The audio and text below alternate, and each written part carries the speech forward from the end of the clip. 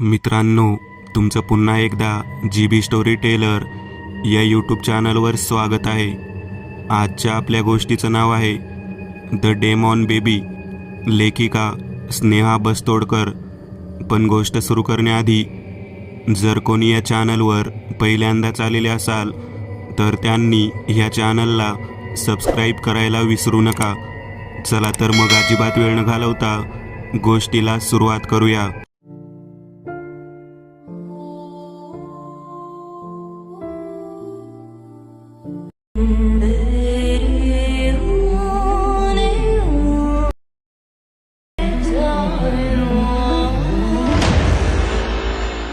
चल पटकन, movie start होईल.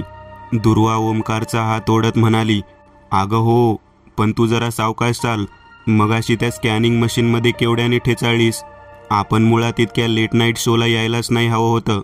गर्भसंस्कार पण काही असतं की नाही. भूताचे पिक्चर बघण्याचे कसले डोहाळे. ही आठवड्याची ड्यू डेट आहे. आपण फक्त डॉक्टर व्हिजिटसाठीच घरातून बाहेर पडायला हवं. तू खूप पॅनिक होतोस रे ओंकार. काही नाही होत. बघ, बाळसुद्धा एक्साइट होऊन पोटात उड्या मारते. ओमकारची गंमत करत दुर्वा हसत हसत म्हणाली. ओमकार आणि दुर्वा यांचा सुखाचा संसार सुरू आहे.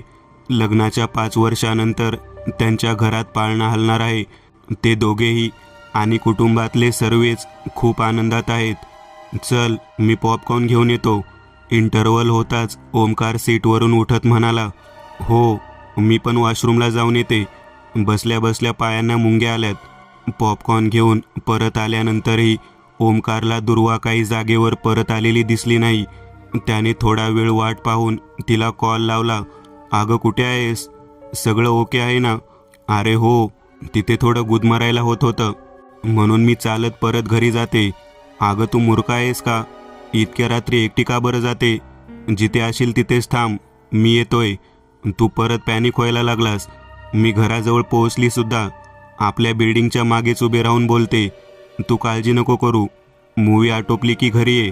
मरू दे ती मूवी, मी येतोय आताच. दुर्वाने ओंकारला तर काळजी नको करू असे म्हटले, पण तिला खूपच अस्वस्थ वाटत होतं. ती तिथेच एका झाडाखाली जरा वेळ थांबली. समोरच्या स्ट्रीट लाईटकडे पाहत ती दीर्घ श्वास घेऊ लागली. अचानक तो लाईट चालू बंद होऊ लागला. वातावरण एकदमच पालटले. डिसेंबरचा महिना असूनही तिला दरदरून घाम फुटायला लागला. जोराचा वारा सुटला. त्या झाडाची सुकलेली पाने आणि जमिनीवरची धूळ माती त्या वाऱ्यामध्ये गोल गोल वादळासारखी उडू लागली. दुर्वाला अचानक चक्कर येऊ लागली. तो स्ट्रीट लाईट लुकलुकून जोराचा आवाज करत फुटला आणि तिथे मिट्ट काळोख पसरला. दुर्वा एक हात पोटावर आणि दुसऱ्या हाताने झाडाला धरून स्वतःला कशीबशी सावरत उभी होती. तेवढ्यात दुरून लाल प्रकाश येऊ लागला. त्या प्रकाशाकडे पाहता पाहता ती अचानक भुवळ येऊन जमिनीवर कोसळली. डोळे उघडले तेव्हा ती हॉस्पिटलच्या रूममध्ये होती. लहान बाळाच्या रडायचा आवाज तिच्या कानावर पडला. आवाजाच्या दिशेने पाहिले तर तिच्या उजव्या बाजूला तिची आई हातात बाळाला घेऊन उभी होती. बाळाला सुखरूप पाहून तिच्या गालावरून एक छोटासा आनंदाश्रू ओघळला.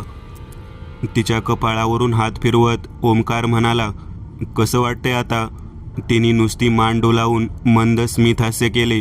वेडी मुलगी, 5 मिनिटात घरी पोहोचणार होतीस. कुठे पोहोचलो बघ.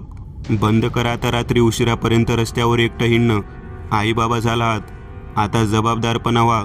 दुर्वाची आई म्हणाली, हो ना आई, सगळं ठीक आहे ना आता. मग सोडते सगळं. पण बाळ एवढं रडत का आहे? आता याची सवय करून घ्या. काही दिवसात बाळाच्या रडण्यावरून त्याला काय होते ते समजायला लागेल तुला. बघता बघता ते काही दिवस, काही महिन्यात बदलले. पण बाळाचं उठसूट रडण्याचं कारण काही दुर्वाला समजलं नव्हतं. सदानकदा रडतच असायचं. काही नवं खेळणं बघून, बाहेर फेरफटका मारायला नेऊन कुठल्याच वस्तूंनी बाळ आनंदी नाही असायचं.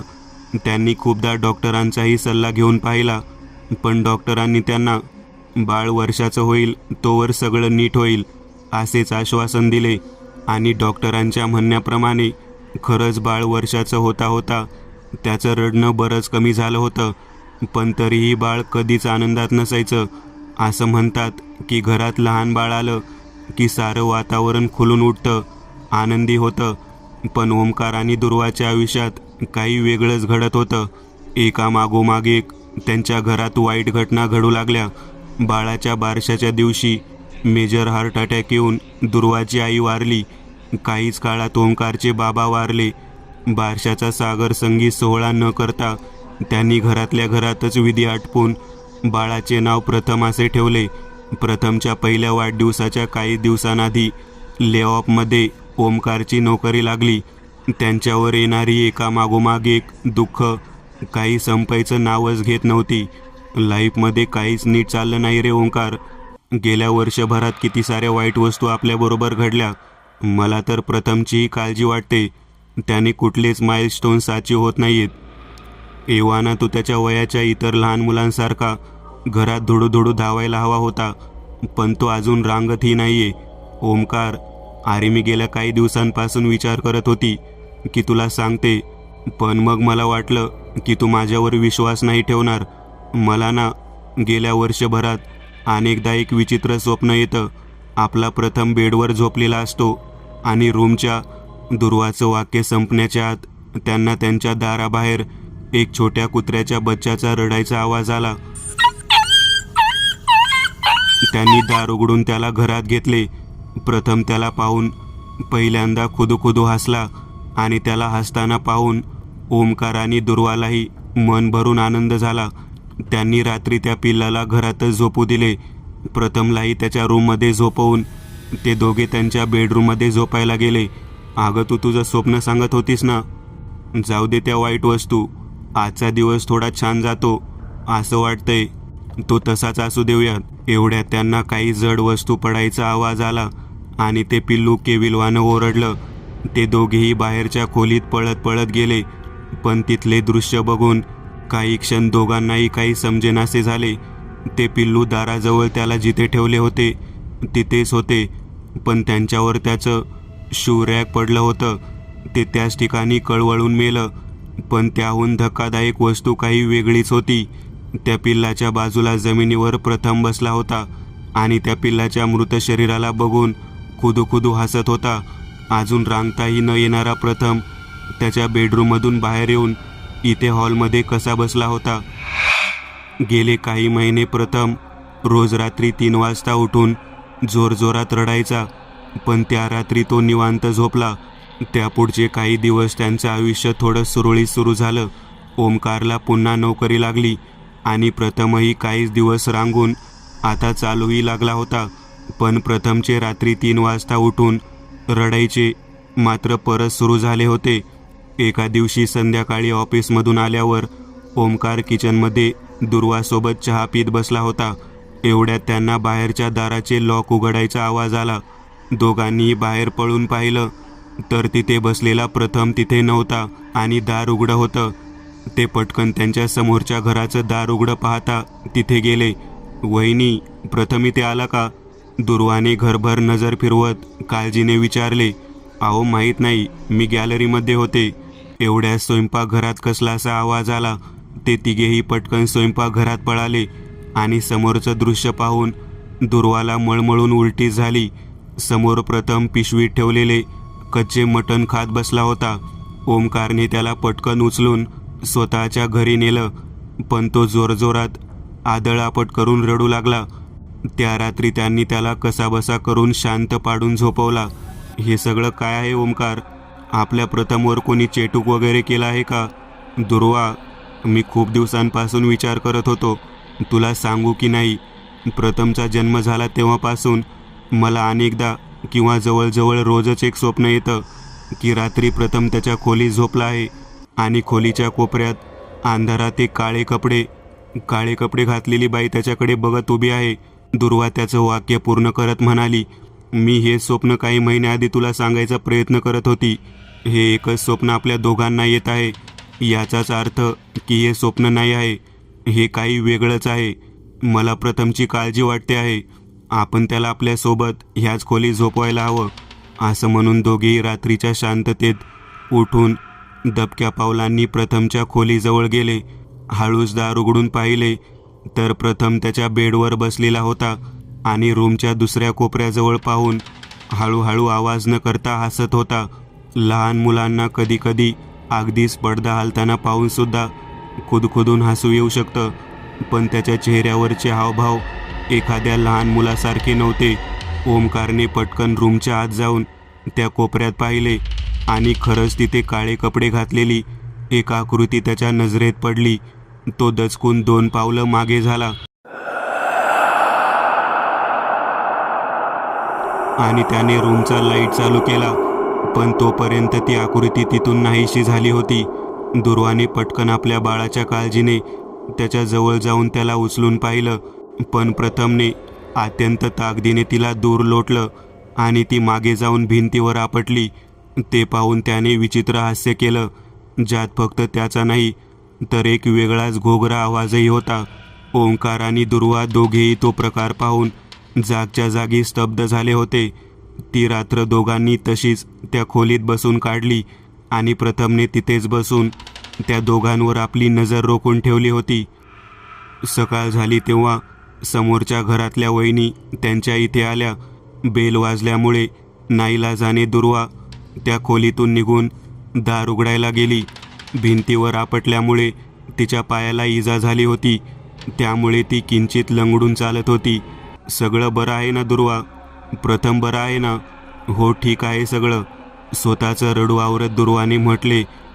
पण प्रथमचं नाव कानावर पडताच तिच्या पायाच्या जखमेतून रक्ताची ओघळ वाहू लागली. वहिनींची नजर त्यावर पडली. तुझ्या गालांवरचे सुकलेल्या अश्रूचे ओघळ आणि पायातून लागलेली रक्ताची धार काही वेगळं सांगते आहे.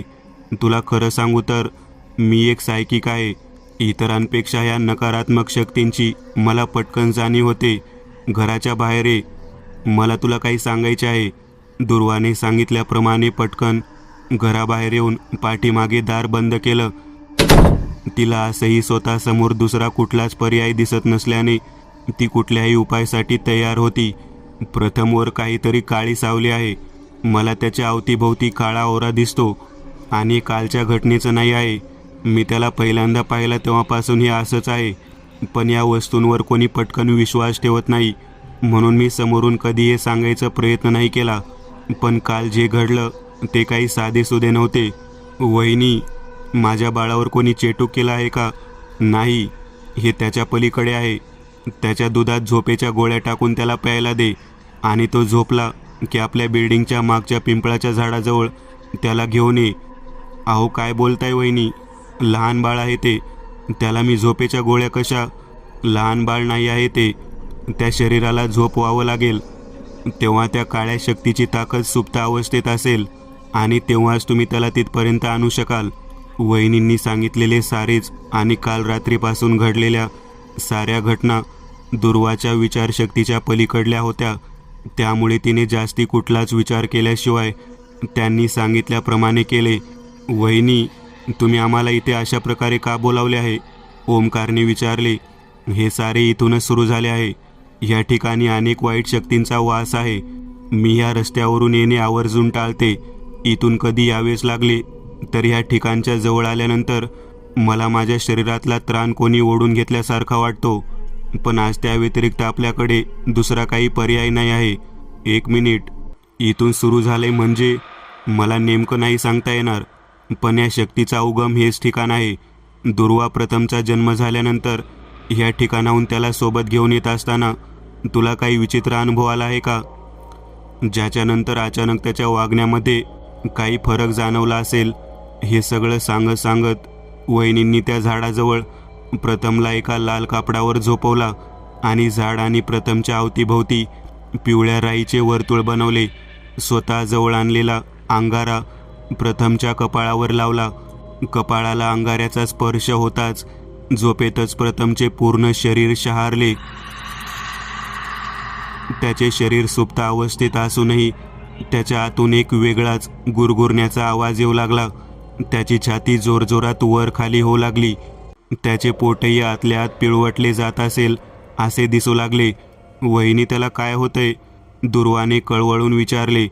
तुला विचारलेल्या प्रश्नाचे उत्तर दे, त्याशिवाय मला त्याला बाहेर काढणं अवघड होईल. त्याच्या जन्मानंतर नाही, पण त्याचा जन्म झाला त्या रात्री मी ह्याच ठिकाणी येऊन बेशुद्ध पडली होती. त्याआधी मला खूप विचित्र अनुभव आले होते, पण तेव्हा ह्याचा जन्म झाला नव्हता. तेव्हाच तू आणि तुझ्या पोटात असलेला प्रथम दोघेही सगळ्या संवेदनाक्षम होतात. हा साधासुधा काळा जादूचा प्रकार नाही आहे. आपल्या कल्पनाशक्तीच्या पलीकडील वाईट ताकद आहे तुमच्या बाळाच्या शरीरात. तुमच्या कुटुंबातील प्रत्येक चांगल्या ऊर्जेला ओढून हे स्वतःची ताकद वाढवत आले. ह्या शरीरात आता तुमच्या बाळाचा जीव बाकीही आहे की नाही माहीत नाही. एवढं म्हणून त्यांनी ओंकार आणि दुर्वाच्या भोवतालून उदीचे वर्तुळ बनवले आणि त्यांना काहीही झाले तरी वर्तुळाच्या बाहेर न येण्याची ताकीद दिली. प्रथमच्या शरीरातून येणारा तो अमानवी आवाज आता अजूनही तीव्र झाला होता. दिवसाची वेळ असूनही आभाळात मळं भरून आल्याने फारच अंधारले होते. जोराचा वारा सुटू लागला होता. ह्या साऱ्याकडे दुर्लक्ष करून वहिनीने प्रथमच्या तळपायावर आपला अंगठा ठेवून मंत्रोच्चार सुरू केले. अचानक प्रथमचे शरीर हळूहळू करता हवेत उडू लागले. ओंकार आणि दुर्वाला त्यांच्या डोळ्यावर विश्वास बसत नव्हता. वहिनीने डोळे उघडून पाहिले तर त्यांना काळे कपडे घातलेली एक अतिशय म्हातारी बाई प्रथमच्या केसांना धरून त्याला त्या वर्तुळाच्या बाहेर ओढायचा प्रयत्न करताना दिसली. ह्याच्यामुळे त्याचे शरीर हवेत उडल्यासारखे दिसत होते. त्यांनी प्रथमच्या तळपायावरचा अंगठा न सरकवता दुसऱ्या हाताच्या मुठीमध्ये उदी भरून त्या बाईवर उडवले आणि ती लांब फेकली गेली. ह्याचबरोबर प्रथमचं शरीरही पुन्हा जमिनीवर आदळले. वहिनीने मंत्रोच्चार न थांबवता स्वतःजवळच्या लाल दोऱ्याने प्रथमच्या केसांभोवती गाठ मारली आणि त्यावरचे केस कापून टाकले. ते कापलेले केस त्यांनी त्या झाडाखाली खड्डा खोदून प्रथमला झोपवलेल्या लाल कपड्यात गुंडाळून दाटून दिले. हे होता बरोबरच ते मळभी अचानक नाहीसे झाले. वेगाने वाहणारा वाराही क्षणार्धात थांबला. प्रथमचे दिसणेही अचानक बदलले होते. 1 वर्षाचे बाळ असूनही त्याच्या डोळ्याखाली काळी वर्तुळे दिसू लागली आणि शरीरयष्टीही अगदीच बारीक दिसू लागली. हे काय झाले माझ्या बाळाला? हा असा का दिसतोय? प्रथम दुर्वा बेचैन होऊन हाका मारू लागली. काळजी करू नकोस. त्याच्या जन्माच्याही आधीपासून त्याच्या शरीराला एका वाईट आत्म्यांनी काबीज केले होते. त्याची सर्वात जास्त ऊर्जा ओढून ती वाईट आत्मा जगत होती. काही काळ जाईल ह्याला पुन्हा व्यवस्थित व्हायला. त्याला आता तुमची सगळ्यात जास्त गरज आहे.